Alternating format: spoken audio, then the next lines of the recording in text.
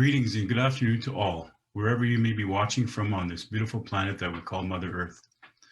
To all of our Indigenous and non-Indigenous brothers and sisters of the world, I acknowledge each of you, your ancestors, and your respective territories. On behalf of our team, we thank the World Indigenous Forum planning team for your efforts and for welcoming us into the program.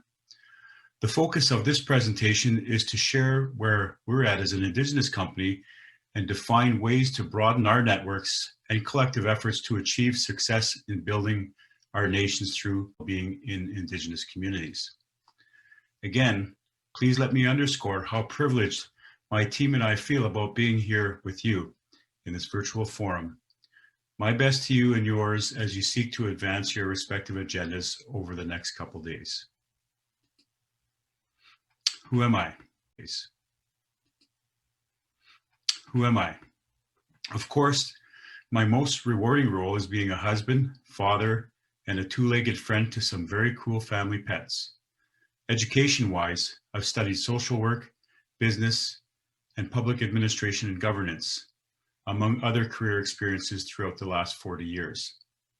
I'm a former chief in my own community of Serpent River First Nation, which I served for 10 years plus.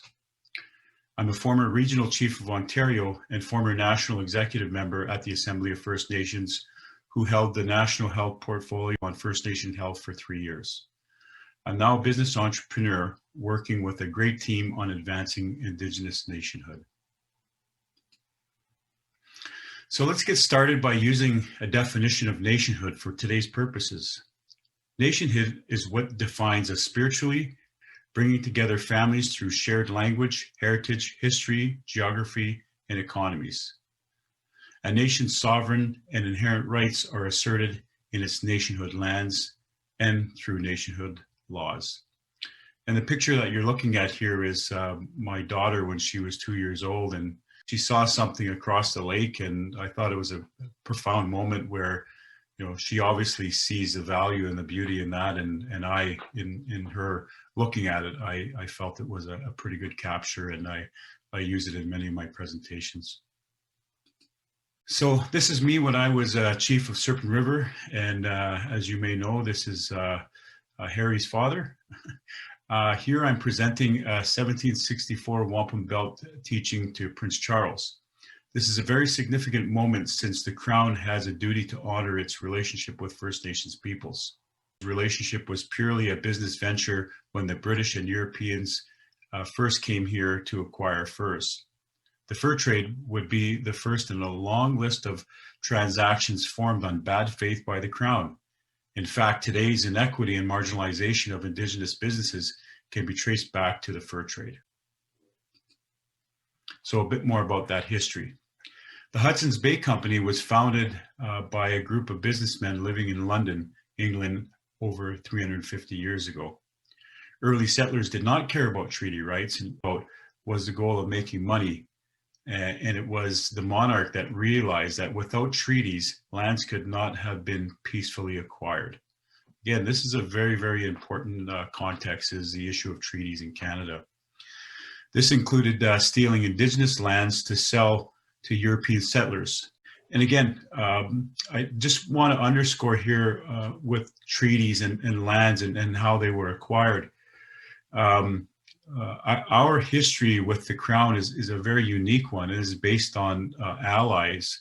And if you study the history of war and how many Indigenous people were trampled over, that's basically how many territories have been acquired across the globe is through force. That didn't happen here. We were allies to the Crown. We fought in wars with the Crown, a peaceful business partner, and essentially those business contracts we refer to as treaties were not honored. The contrast here moving forward today is it's time to invest in our peoples. Colonial states have had way beyond their fill of success on our lands without reciprocity. And I'm sure most would agree, Indigenous business in state-controlled economies can't be a bad thing, but can form much needed economies in our territories and hence economic justice. So here's a bit of a list, and this speaks to the decades of injustice that we can speak about, over the last 100 years, as an example. Poverty, poor health, and injustices that continue to plague our peoples as a result of continuing colonial control that you may have knowledge of.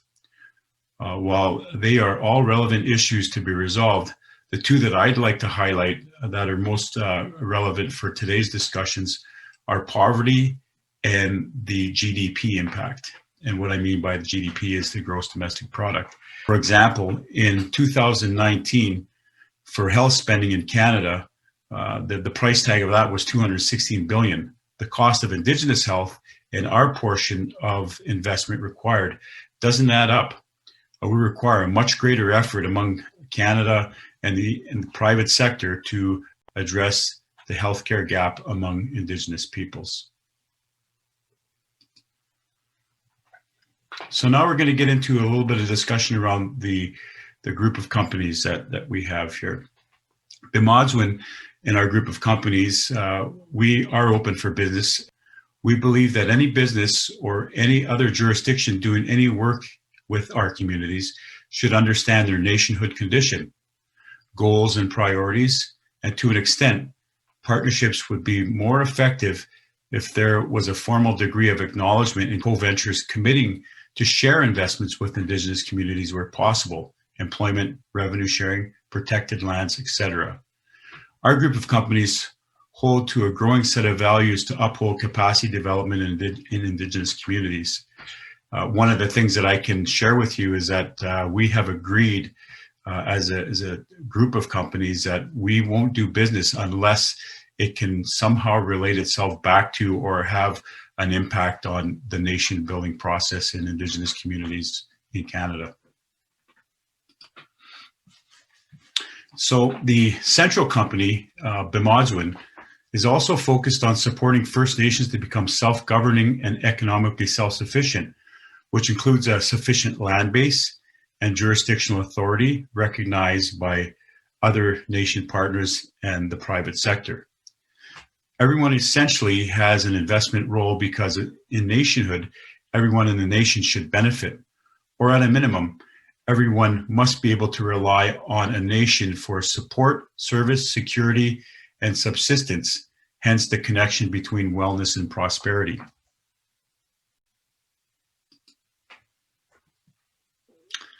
So this next slide talks about one of those partnerships that we have. We are honored to be working with Boehringer Ingelheim, a sixth-generation family-owned pharmaceutical company committed to pharmaceutically agnostic investments in Indigenous communities to close the healthcare gap. And just as an example, the difference between Indigenous and non-Indigenous child mortality is 4 times the greater, meaning that a child is likely to die, which means that there's something wrong with our healthcare system, and it's unfortunate that we are living in third world conditions in many cases in a fairly developed country called Canada. So this is why the Indigenous Health Policy Framework details strategic objectives and principles to support ongoing investment in Indigenous health in Canada.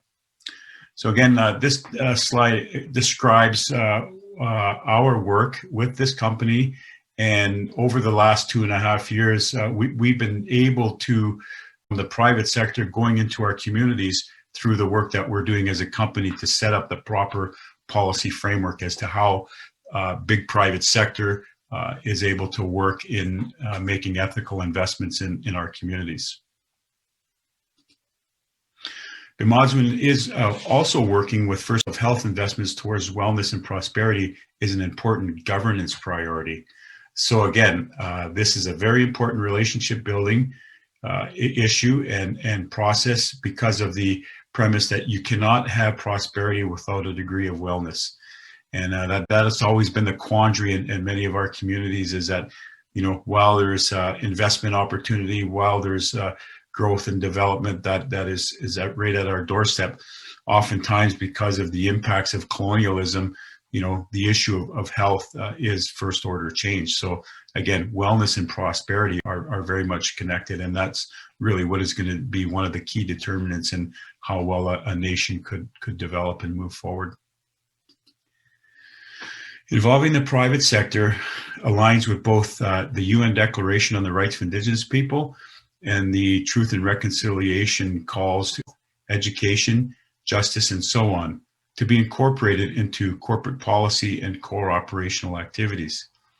Our current status, we're making investments through this initiative with Boehringer, and we're also looking to establish a standardized framework as to how the private sector can get involved with First Nation communities through health investments, and also not letting the Crown off the hook in terms of what their fiduciary responsibilities are. So essentially laying the landscape that says everybody has a responsibility for Indigenous health in Canada. So Indigenous distribution is our most recent move forward. And again, it's a very new company, and we felt it was important to share with you. We are moving forward, and we have 3 divisions. It's focusing on the supply chain systems and logistics around getting things like food, cannabis, and salt into both mainstream and Indigenous markets. Indigenous distribution looks at supply chains that are living systems that provide vitality and hope for society. When logistics becomes challenging, we bring logical solutions and a pathway to get products to their intended receiving point. Our workforce is our family. We pitch in and we prosper together. These are just some of the initial development pillars within how we're forming our company. And we've got, again, as I've indicated here, and we'll show in future slides, that there's divisions that focus on 3 main commodities. So we will highlight here some discussion around the Red Market brand and Indigenous distribution, looking at the issue of cannabis. And here's a team member of ours, Brian Hendry, our marketing and communications director, and there's another picture of myself and one of the operations that will be up and coming. So this is an example of how Indigenous distribution is working to generate movement in the Canadian cannabis industry.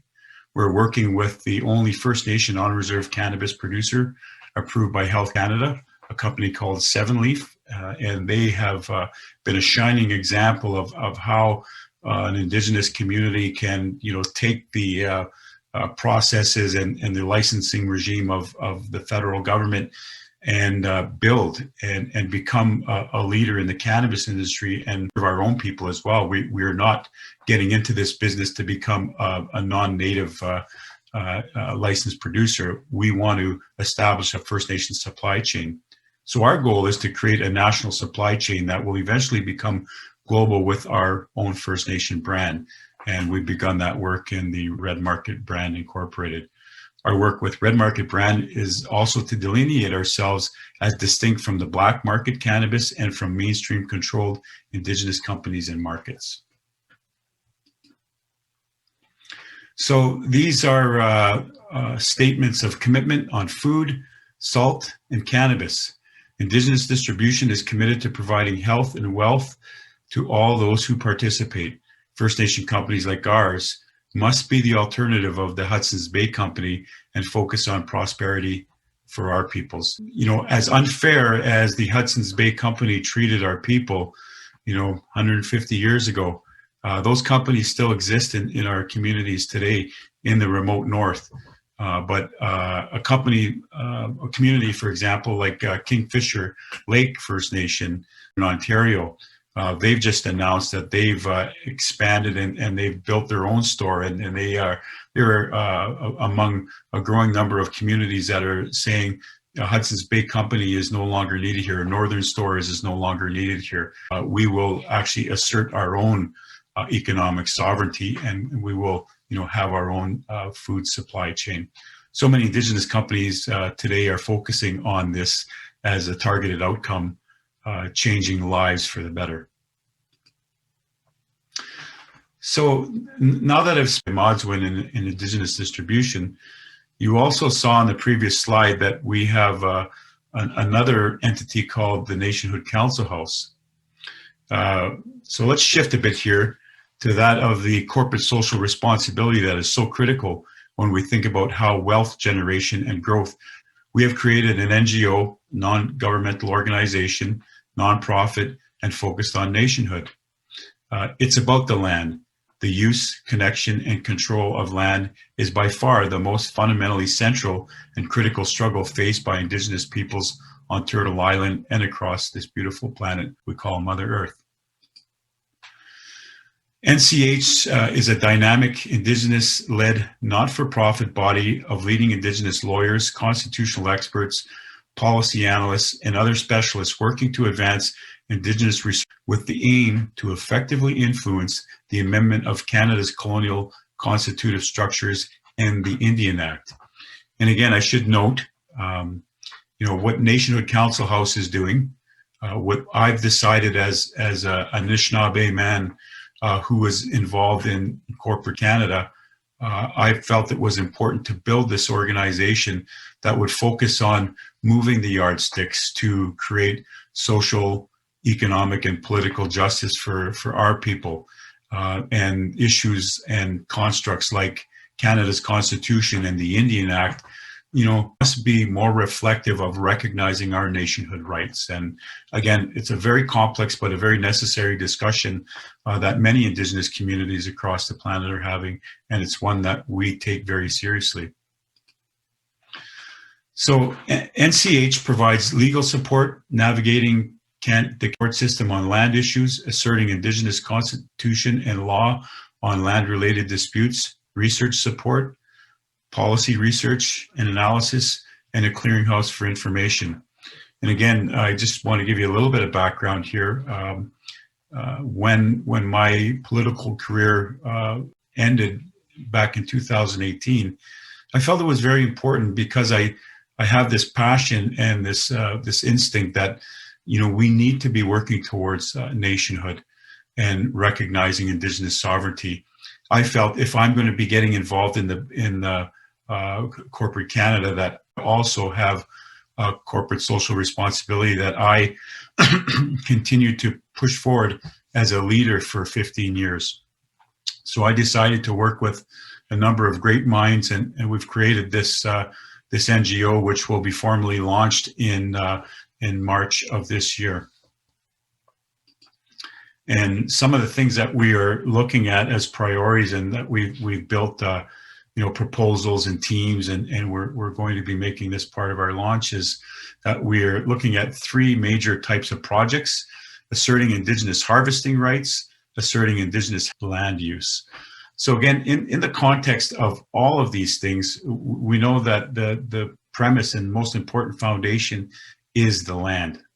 And you will find as you read more about the Nationhood Council House priorities and projects that, again, we don't see ourselves making any economic or monetary gain from this organization.